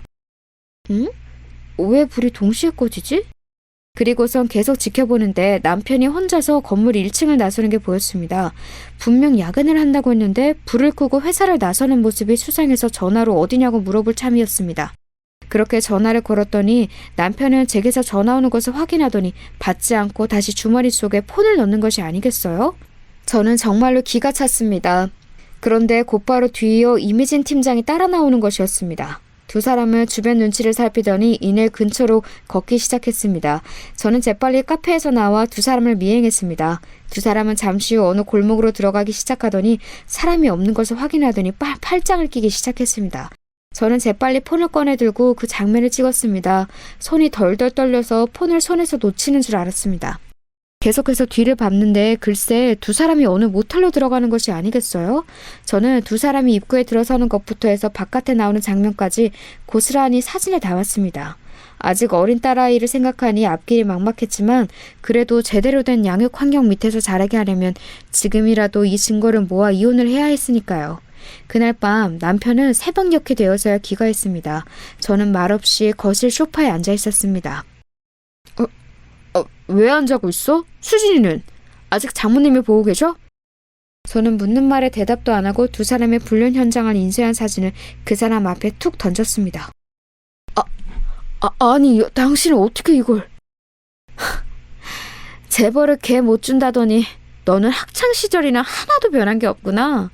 얼마나 정용에 눈이 멀었으면 회사 사람들 사이에서 그렇게 소문이 파다할 때까지 모르고 있었니? 두말할 필요 없고 당장 이혼해. 위자료는 단단히 준비해야 할 거야. 벌써 변호사도 다 선임했어. 저는 모든 것을 체념한 채 세게 나갔습니다. 첫 연애에서의 아픔과 결혼의 실패 같은 슬픈 감상에 젖어있을 틈이 없었어요. 어떻게든 딸아이를 이 비정상적인 환경에서 벗어나게 하고 싶었거든요. 그런데 오히려 이 인간은 적반하장으로 나왔습니다. 그래, 바람 폈다. 이혼? 까짓것 해줄게. 미진이랑 나 당신보다도 훨씬 오래된 사이야. 우리 아버지랑 미진이 할아버지랑 오래전부터 가까운 사이인 거 알지? 너 알기 전부터 우리는 이미 이어질 운명이었다고. 괜히 애가 들어서가지고 재수없게. 뭐라고? 너 지금 뭐라고 했어? 그럼 처음부터 우리 결혼은 장식이었던 거야? 수정이 네 새끼야. 그런데 뭐? 괜히 애가 들어서? 너가 인간이니? 안 그래도 조만간 얘기하려고 했어. 얼떨결에 너랑 결혼하게 되는데 너랑 나랑은 인연이 아닌 것 같다. 수정이 양육비는 섭섭지 않게 챙겨줄 테니까 걱정 말고. 양육비에 얹어서 필요한 돈은 얼마든지 더 줄게. 다만 나도 조건이 있어. 뭐 조건? 그래, 어디 한번 드러나 보자. 너도 알다시피 우리 아버지 지금 중요한 법안 통과 앞두고 예민해져 있는 시기야. 이런 때 집안 문제로 시끌시끌해지는 거 원치 않으실 거야.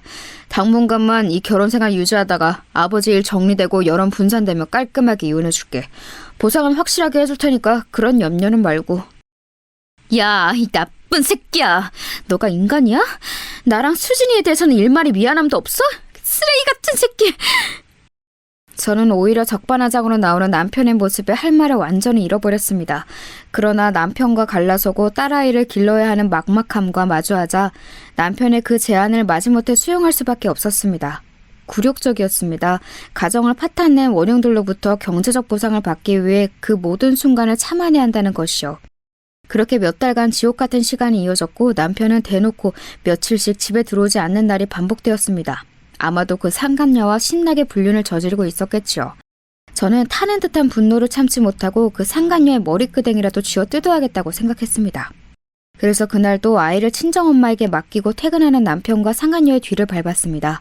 또다시 골목으로 들어가자마자 팔짱을 끼고 하하호호 하는 그 모습을 보는데 저는 그 자리에서 눈이 뒤집히고 말았습니다. 야, 이미진! 저는 상간녀의 이름을 부르며 그대로 달려가 그 여자의 머리끄댕이를 붙잡고 땅바닥에 눕혔습니다. 여우 같은 년! 네가 감히 멀쩡한 가정을 파탄내? 저는 바닥에 눕힌 그 여자를 수도 없이 구타하면서 눈물을 쏟아냈습니다. 야야야야, 너 미쳤어? 너 이게 뭐하는 짓이야? 당장 미진한테서 안 떨어져? 남편은 오히려 저를 붙잡더니 바닥에 내팽개쳤습니다. 저는 고꾸라지면서 얼굴을 튀어나온 벽돌에 부딪혔습니다. 제 얼굴은 크게 부어올랐습니다. 그런데 그런 저를 남편은 아랑곳하지 않고 그 상간녀에게만 몰두했습니다. 미진아, 괜찮아? 아이고, 이게 무슨 일이야? 오빠, 이게 뭐야? 전현이랑 다 끝났다면서! 미안해, 미진아. 내가 대신 사과할게. 이혼 도장 곧 찍어. 걱정하지 마. 뭐야? 너네 둘 다 진짜 죽어볼래? 다 죽어, 이것들아! 저는 근처에 있던 음식물 쓰레기 봉투를 꺼내들고 남편과 상간녀에게 투척했습니다. 음식물 쓰레기 봉투가 터지면서 골목은 난장판이 됐고 저는 남편과 상간녀의 머리끄댕이를 잡은 채 죽어라 늘어졌습니다. 이 나쁜 것들아! 니들이 인간이야? 니들이 그러고도 사람이야? 오빠, 얘 좀 어떻게 해봐! 이게 진짜 죽으려고! 남편은 저를 붙잡고 다시 한번 바닥에 내팽개쳤습니다. 저는 넘어지면서 바닥에 머리를 부딪혔는데 잠시 동안 기절했던 것 같습니다. 잠시 후 눈을 떠보니 음식물 쓰레기 난장판이 된 골목에 저 혼자 덩그러니 누워있었습니다.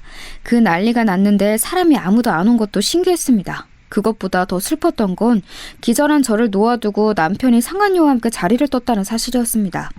저는 그렇게 만신창이가 된 채로 그 더러운 골목에 주저앉아 얼마나 한참을 더 울었는지 모릅니다.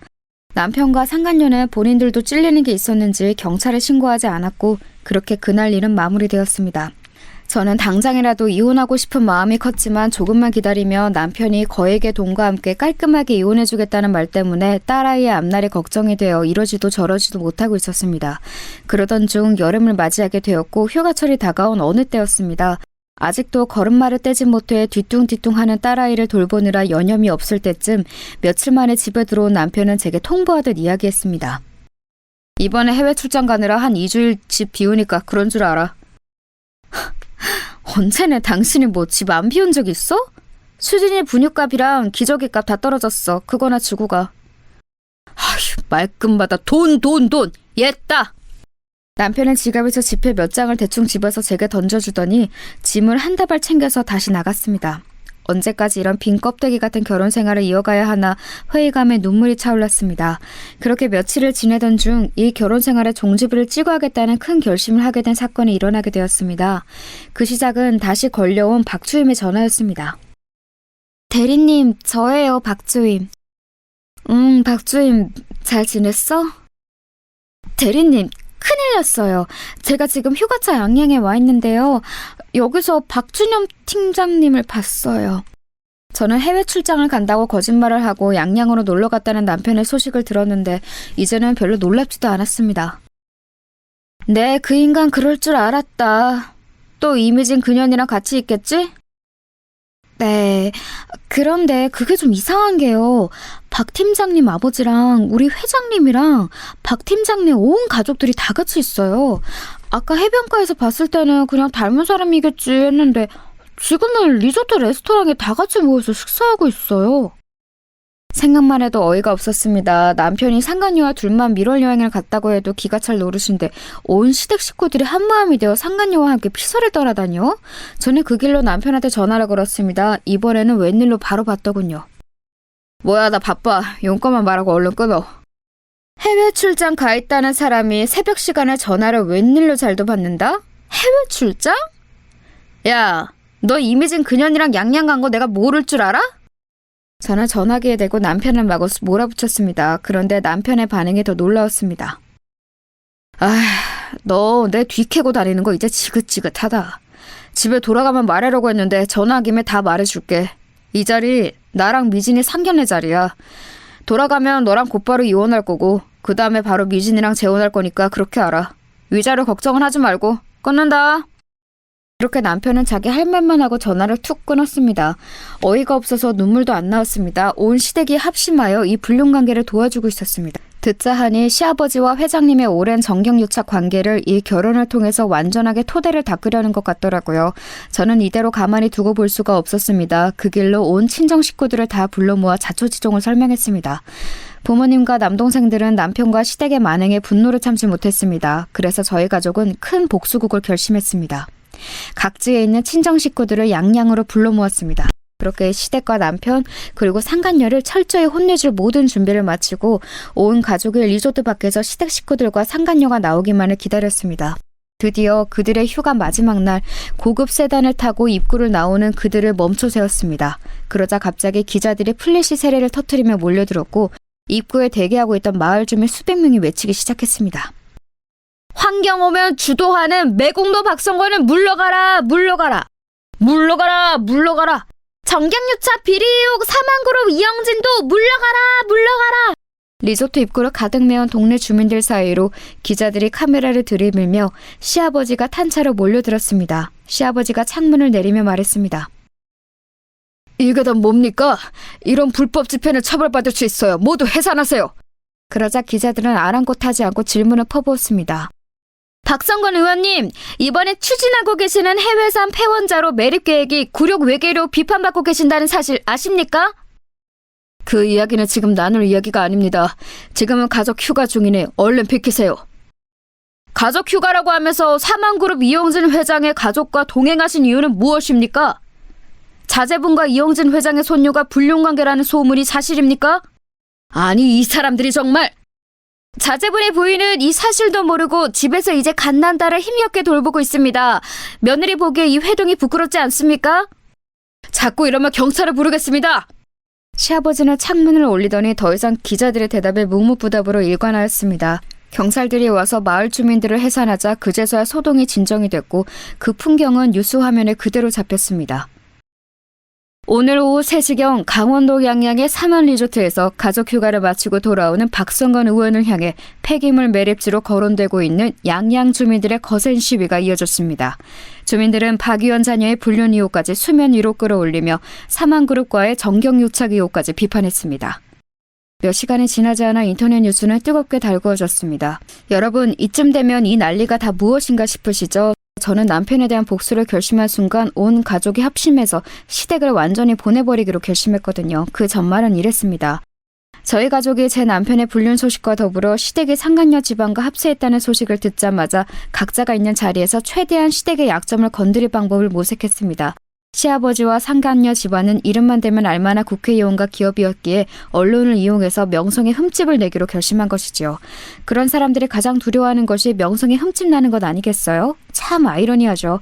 명성에 흠집 날 만한 일을 밥 먹듯이 하면서 그 흠집이 날까봐 안절부절하는 꼴이 말이죠. 잠깐 설명을 하고 넘어가자면 시아버지가 추진하는 법안은 논란이 많은 법안이었습니다. 법안명은 그럴싸하게 멋들어지게 짓긴 했지만 이 법안이 통과가 되면 사실상 해외에서 버리는 핵 폐기물을 우리나라에서 수집해 우리 국토에다 매립을 해야 하는 상황이었습니다. 국회의원들이 직접 그 일을 하는 것은 아니었지만 정부에서는 해당 일을 추진하기 위한 근거로 여러 관련 법안들을 만들어야 했는데 그 일을 시아버지가 주도하고 있었던 것입니다.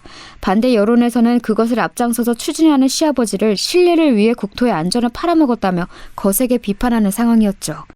기자인 둘째 동생이 그런 언론의 움직임을 담당하기로 했습니다. 제가 찍어두었던 남편의 불륜 증거 사진과 더불어 시아버지가 추진하던 법안의 쟁점이 되는 자료를 모두 수집했고 그 모든 과정에 협조한 사망그룹의 비판 여론 또한 모아드렸습니다. 마침 양양에서 오랫동안 장사를 하고 계신 작은아버지의 도움을 받아 남편과 시댁 식구들이 머무른다던 리조트 근처 마을에 숙소를 잡았습니다. 그곳에 작은아버지가 오랫동안 거주하신 동네여서 동네 주민들을 모으기 아주 적절했습니다. 이 해프닝으로 시아버지가 추진하려는 일이 무마될지는 알 수 없었으나 적어도 제 인생을 시궁창처럼 만들어버린 남편만은 나락으로 보낼 수 있을 것 같았습니다. 작전은 대성공이었습니다. 인터넷 뉴스에서는 시아버지의 법안에 대한 비판보다 아들의 불륜설 그리고 그 불륜 대상이 사망그룹의 손녀딸이라는 점이 더 화제가 되었습니다. 가십을 좋아하는 대중들은 순식간에 그 뉴스를 여기저기 퍼나르기 시작했습니다. 며칠이 지나자 정말 무섭게도 그 뉴스들은 인터넷에서 흔적도 없이 싹 사라졌습니다. 시아버지가 언론에 무언가 큰 압박을 행사한 듯 싶었습니다. 하지만 그럼에도 불구하고 남편은 그 여파를 피해갈 수 없었죠. 직원 인사 발령, 다음 사람은 사내 풍기문란을 조장한 관계로 다음과 같이 처분함. 기획팀 팀장 박준영, 처분 내용 해고. 사내 게시판에는 남편의 해고 소식이 버젓이 게재가 되었습니다. 여론이 이렇게까지 시끄러워지자 시댁에서도 남편과 상간녀의 불륜을 더 이상 지지할 수 없게 되었고 어떻게든 새로운 결혼의 형태로 정경유착을 이어가려던 시아버지와 회장님의 계획도 실패했습니다. 시아버지는 아들의 불륜으로 자신의 입지가 위태로워지자 꼬리 자르듯 사망그룹과의 관계를 정리했습니다. 낙동과 오리알 신세가 된 회장님은 그에 대한 보복으로 남편을 완전히 회사에서 몰아낸 것이죠. 시아버지가 언론은 가까스로 잠재웠지만 남편에 대한 이야기는 업계에 소문이 파다하게 퍼져서 동정업계에서는 다시 발을 들일 수 없는 신세가 되었습니다. 저는 곧바로 이혼 절차를 진행했고 거액의 위자료도 받아낼 수 있었습니다. 남편은 그 위자료와 함께 매달 양육비를 제게 지급하기 위해 공장에서 일을 하고 있습니다. 마지막으로 어떻게든 아버지께 비벼보려고 다른 좋은 자리를 부탁드렸으나 이번만큼은 시아버지가 야멸차게 거절했다고 하네요. 안 그래도 그동안 자식을 낙하산으로 기업에 입사시킨 의혹 때문에 곤란했는데 이번 사건으로 명성에 흠집을 입은 상태에서 한 번 더 낙하산 인사를 청탁하면 자신의 정치 생명은 영원히 끝이 나면서요. 그렇게 아버지에게도 마지막으로 외면당한 남편은 겨우겨우 친구의 소개를 받아 작은 공장에 관리직으로 근근히 생활을 하고 있습니다. 상간녀의 소식도 궁금하시죠? 이 불려지 같은 상간녀도 사내에 자신에 대한 안 좋은 소문이 파다하게 퍼지자 더 이상 견딜 수 없었는지 멀리 해외로 도망을 갔다고 합니다. 그런데 또 그렇게 도망가서 편하게 호의호식하는 모습을 그냥 두고 볼 수만은 없잖아요? 그 여자가 어디로 도망을 갔는지 저와 제 동생이 끈질기게 찾아낸 결과 북유럽의 어느 조그만 나라에서 마치 아무 일도 없었다는 듯 평화롭게 살고 있다는 사실을 알게 되었습니다. 저는 도저히 그 꼴을 볼 수가 없어서 그곳 한인의 카페에 제가 예전에 찍어두었던 그 여자의 불륜 사진을 게재하고 이 여자의 실체를 보라며 글을 남겼습니다. 며칠 뒤 관리자에 의해 삭제가 되긴 했지만 얼마 지나 들은 소식으로는 그 여자가 또 다른 나라로 도망을 갔다고 하네요. 나중에 저에게 따로 쪽지가 와서 자꾸 이런 식으로 하면 자기도 명예훼손으로 저를 고소하겠다고 했습니다. 저는 어디 그럴 테면 그러라고 했습니다. 내 인생이 아무리 박살나도 밥 숟가락 놓는 날까지 니년 얼굴에 먹칠하면서 살겠다고 하면서 말이죠. 그 여자는 아마 자기가 쪽팔려서라도 그리고 할아버지의 체면 때문에라도 저를 고소하지 못할 것입니다. 그 여자의 다음 행선지가 어디인지 알아내는 것은 일도 아니었으나 지금은 잠시 그 여자를 괴롭히는 것을 쉬려고 합니다. 복수는 이 정도로 충분한 것 같아서요. 제게는 엄마로서 해야 할 본분들이 남아있으니까요. 제 다사다난했던 결혼 생활은 그렇게 마무리를 지었습니다. 생각해보면 첫 연애 때 그런 상처를 입었으면 어쩔 수 없이 재회를 하더라도 다시는 그 사람과 상종을 해선 안 되는 거였는데 이놈의 정이 뭔지 제 인생에서 가장 후회하는 선택을 하고 말았습니다. 부디 제 딸만은 저 같은 이런 풍파를 겪지 않고 살아갈 수 있길 바랄 뿐입니다. 그 이후로 육아휴직에서 복귀할 무렵 회사에서는 마치 언론을 의식이라도 하듯 제게 팀장 자리를 제안했으나 저는 과감히 그 회사를 박차고 나왔습니다. 이 회사도 회장님이 건재하고 상간녀가 존재하는 한 시댁 식구들과 다름없는 가해자들 뿐인데 굳이 제가 이곳에 더 남아있을 이유가 없었습니다. 저희 딱한 사정을 들은 경쟁업체에서 그간의 제 경력과 여러 면을 인정해줘서 채용을 해주었고 지금은 안정적으로 그 회사를 다니면서 딸아이를 키우고 있습니다. 한 가지 더 사이다 소식을 전해드리자면 그 사건 이후로 총선이 한 번 있었는데 시아버지는 이전 사건의 여파 때문인지 낙선을 했습니다. 정치계에서 입문하고 첫 낙선이니 충격이 꽤 크겠죠. 결국엔 인과응보 사필 규정인 것입니다. 현직 시절에는 그렇게 수많은 사람들이 줄을 대려고 난리였는데 지금은 아무도 찾지 않은 뒷방 늙은이가 되었다고 해요. 그러게 아무리 자기 정치 생명에 이득이 될 것 같지 않은 사람이어도 명색인 며느리인데 그렇게 쉽게 저를 버리고 새로운 사돈을 꿰찰 생각을 하다가 큰 벌을 받은 것이죠. 매번 언론에 나와서는 국민 한 사람 한 사람이 자신의 스승이다. 가장 작은 사람에게서 가장 큰 것을 배운다는 등 입에 발린 소리만 늘어놓더니 실제 하는 행동은 자신에게 이득이 되지 않는 사람은 냉정하게 버리는 몹쓸 사람이었던 것입니다. 부디 이런 사람이 다시는 정계에 발을 들여놓지 않았으면 하는 바람입니다. 오늘 사연을 듣는 분들 중에서도 혹시나 억울한 상황에 있거나 그것을 극복하기 위해서 열심히 싸우는 분들이 있다면 희망을 잃지 않길 바랍니다. 열심히 싸워나가다 보면 저같이 사이다 한 잔 시원하게 들이킬 날이 반드시 올 테니까요. 제가 준비한 사연은 여기까지입니다. 모두 좋은 하루 보내세요.